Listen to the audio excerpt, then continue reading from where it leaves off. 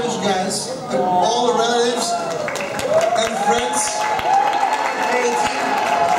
We really appreciate everything what you have done for us, and we hope to have a great time. Not only to our Irish guys, but to the English, to Spanish, Susanna.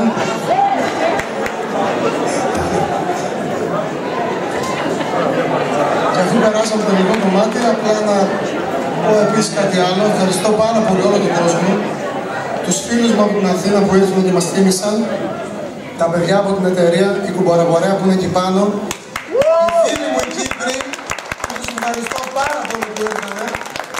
Εκτιμώ απίστευτο το γεγονός.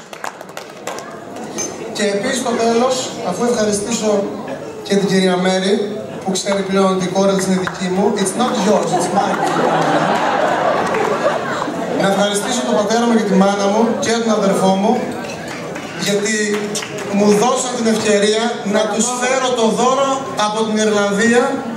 Δυστυχώς ο γιος ήταν μακριά, όπως ξέρετε, αλλά αυτή ήταν η αλήθεια. Λοιπόν, σας ευχαριστώ πάρα πολύ όλους τους φίλους μου από το χωριό, τους οικογενειακούς, όλες τις Λωρινιώτες, και θέλω να πιστεύω ότι θα έγινε μια καταπληκτική βραδιά, ασφαλώς με την ορχήστρα μας, που μέχρι στιγμής έχει ξεπεράσει κάτι προσβλητή και σας ευχαριστώ πολύ.